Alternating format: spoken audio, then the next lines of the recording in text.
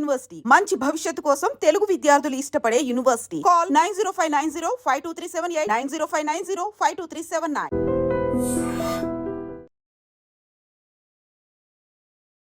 Video ఎందుకు చేయాల్సి వచ్చింది ఫస్ట్ ప్రవస్తి?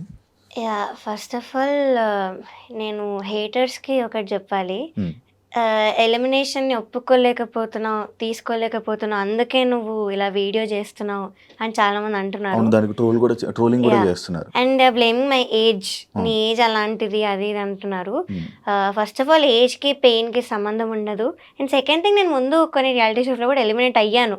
సో నేను కూడా ఫెయిల్యూర్స్ యాక్సెప్ట్ చేసి వచ్చాను. చాలా షోస్ కూడా చేసావు కదా, సరిగమప చేసావు, ఇంకా బోల్డే బిబోల్ చేశాను, సై అంటే సై చేశాను, తమిళ్లో 2 రియాలిటీ షోస్ చేశాను, హిందీలో ఒకటి పాడాను, అక్కడ కూడా ఎలిమినేట్ అయ్యాను. హిందీలో ఎలిమినేట్ అయ్యాను, తమిళ్లో కూడా అయ్యాను. ఇంకా హాఫ్ మార్క్ డిఫరెన్స్ ఎలిమినేట్ అయ్యాను తమిళ్లో. బికాస్ నాకు అన్యాయం జరగలేదు, ఇంత డిస్కంఫర్ట్ జరగలేదు కాబట్టి నేను చేయలేదు. సో ఇప్పుడు చేస్తున్నానంటే నాకు రీజన్ ఉంది కాబట్టి నేను చేస్తున్నాను. సో మీరు సింపతి కోసం చేస్తుంది, అటెన్షన్ కోసం చేస్తున్నా అయితే అనలేరు. అండ్ ఇంకొకటి నా కెరియర్ పణంగా పెట్టాను. సో అంత చేసి నేను వీడియో చేశాను కాబట్టి I can't be lying. And alligations fake అయితే కాదు. సో ఫస్ట్ థింగ్ వచ్చేసి I want target the production house. Because main వాళ్ళే అంతా, డైరెక్షన్ డిపార్ట్మెంట్ అంతా చేసేది, స్క్రిప్ట్ ఇచ్చేది వాళ్ళే, జడ్జెస్కి అంతా వాళ్ళే. సో సాంగ్ సెలెక్షన్లో చాలా డిస్క్రిమినేషన్ జరిగిందని నేను నా వీడియోలో కూడా చెప్పాను. అండ్ ఒక వాయిస్ నోట్ కూడా ప్లే చేశాను వీడియోలో. సో దానిలో క్లియర్గా చెప్పింది ఏంటంటే, వాళ్ళు కె రాఘవేందర్ రావు గారి రౌండ్లో డివోషనల్ సాంగ్ ఇస్తున్నారు, అది ఇవ్వకండి, మేము ఎవ్వరికి డివోషనల్ సాంగ్ ఇవ్వము అని చెప్పారు. ఒకసారి ప్లే చేయాలి.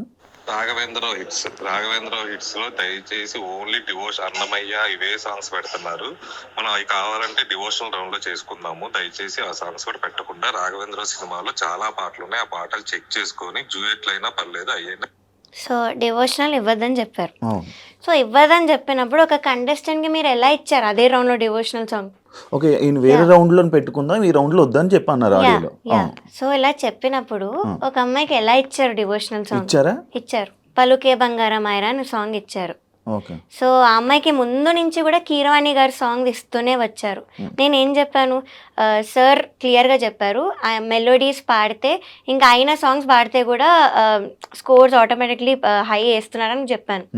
సో అలా తెలిసి ఈ అమ్మాయి వాళ్ళకి చాలా ఇష్టం, ఫేవరెట్ కంటెస్టెంట్. సో ఫేవరెటిజం కాదా ఇది, డిస్క్రిమినేషన్ కాదా ఇదొకటి. అండ్ ప్రవీణ గారు మాట్లాడారు కదా ఆవిడ వీడియోలో, ఇలా అన్ని అబద్ధాలు చెప్పిన అమ్మాయి అవుట్ఫిట్స్ విషయంలో అవి అని. సో అవి కూడా నేను ఫొటోస్ పోస్ట్ చేశాను సోషల్ మీడియాలో.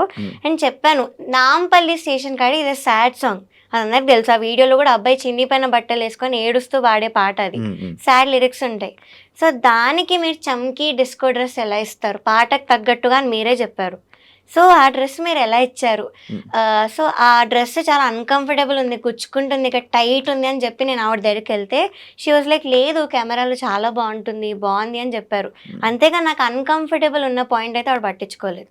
సో ఆవిడ వీడియోలో మాత్రం అలా చెప్పారు, ఏదో నా పర్మిషన్ తీసుకొని అన్నీ చేసినట్టు చెప్పారు.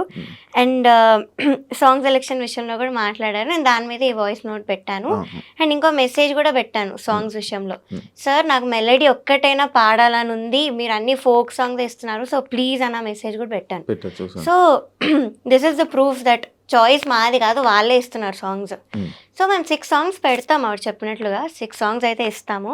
కానీ వాళ్ళు ప్రతిదీ రిజెక్ట్ చేసుకుంటూ పోతే ఇంకా ఉన్న సాంగ్స్ అన్ని పెడతాం మేము. కాదు, ఇప్పుడు నీకు 6 సాంగ్స్ ఇస్తున్నారు, 6 సాంగ్స్ నేను మిమ్మల్ని అడుగుతారు, 2 రోజులు ప్రాక్టీస్ అని చెప్పారు.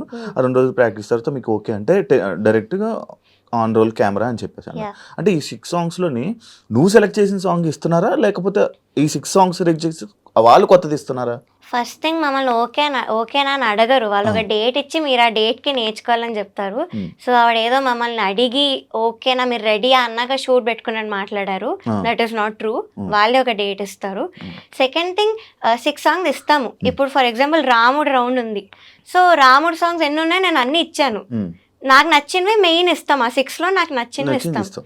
మీరు అవన్నీ రిజెక్ట్ చేసి ఇంకా కావాలంటే ఉన్న సాంగ్స్ ఇచ్చేస్తాం మనకు నచ్చకపోయినా, మీకు అది ఆప్షన్ లేదు. సో ఆ నచ్చకపోయినా ఇచ్చిన సాంగ్స్ లో తీసి వాళ్ళు సెలెక్ట్ చేసి ఇచ్చారు. So how is it my choice?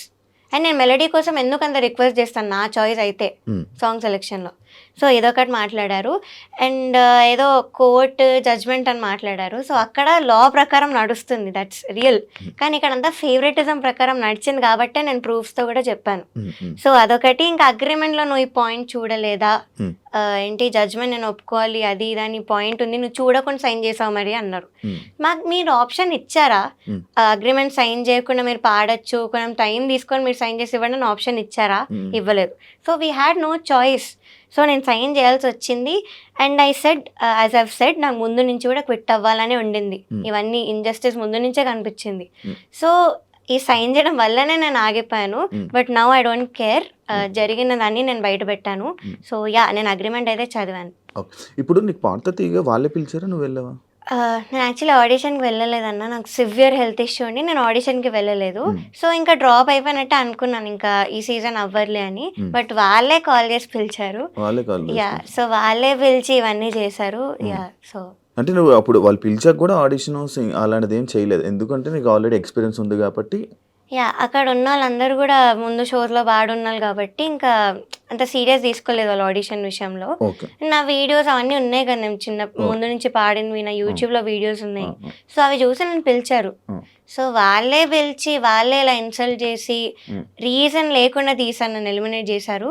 ఇంకొకటి, క్లాసికల్ రౌండ్కి కాలేజ్ రౌండ్ అని ఒకటి పెట్టారు. ఈ రెండింటికి ఎలా కంపేర్ చేస్తారు అసలు? బికాస్ డిఫికల్టీ లెవెల్లో క్లాసికల్ పైన ఉంటుంది, ఇట్ ఈస్ హార్డ్. మేము టఫ్ సాంగ్స్ పాడాం ఆ రౌండ్లో. సో దాంతో ఈ కాలేజ్ రౌండ్ అనే పాటలతో అసలు మార్క్స్ ఎలా కంపేర్ చేస్తారు? ఒకసారి మీరే ఆలోచించండి యాజ్ అన్ ఆడియన్స్. సో ఒకసారి ఆలోచిస్తే మీకే తెలుస్తుంది, క్లాసికల్కి దీనికి అసలు కంపేర్ చేయలేరు. సో అలా చేసి నన్ను తీశారు. కాదు, ఇప్పుడు నార్మల్గా ప్రవస్తి ఎలిగేషన్స్ చేసినప్పుడు, స్టార్టింగ్ వీడియో చేసినప్పుడు జనాలందరూ సపోర్ట్ చేశారు, కామెంట్స్ రూపంలో కానీ వీళ్ళందరూ ఇంతే అని చెప్పి సపోర్ట్ చేశారు.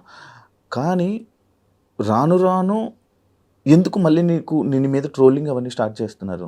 యా, సో ఫస్ట్ థింగ్ చూస్తున్నావా? యా, సో సునీత గారు ఎప్పుడైతే రీల్ పెట్టారో, యా, అప్పటి నుంచి ఈ సింగర్స్ కానీ నన్ను అప్పటి వరకు సపోర్ట్ చేసిన వాళ్ళు కానీ సడన్ గా సైడ్ స్విచ్ చేసేసారు.